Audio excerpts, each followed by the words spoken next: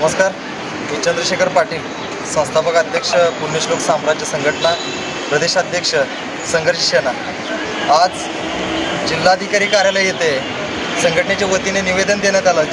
जिल्हाधिकारी यांच्या मार्फत केंद्रीय उड्डाण मंत्री मुरलीधरजी मोहोळ साहेब, मुख्यमंत्री एकनाथजी शिंदे साहेब यांना निवेदन देण्यात आलं। निवेदनाचं कारण असं होतं की सोलापूर विमानतळाला महाराजा यशवंतराव होळकर असे नाव देण्यात यावे, कारण 18व्या शतकामध्ये ज्या राजांनी मुघलांच्या विरोधात, इंग्रजांच्या विरोधात ज्यावेळेस बंड पुकारलं, छत्रपती शिवरायांच्या नंतरनं त्या महाराष्ट्राचे महाराजा यशवंतराव होळकर गोऱ्या इंग्रजांना सोळ की पळू करून इतका मोठा भला इतिहास मोठा महाराजांचा असतानासुद्धा या महाराष्ट्र शासनाने होळकरांचा इतिहास लोकांच्या नजरेसमोर येण्याकरिता कोणत्याही पद्धतीचं काम आतापर्यंत केलेलं नाही आहे। आणि होळकरांचे कुठे साधे स्मारकसुद्धा या महाराष्ट्रामध्ये नाही आहे। ह्याहून मोठी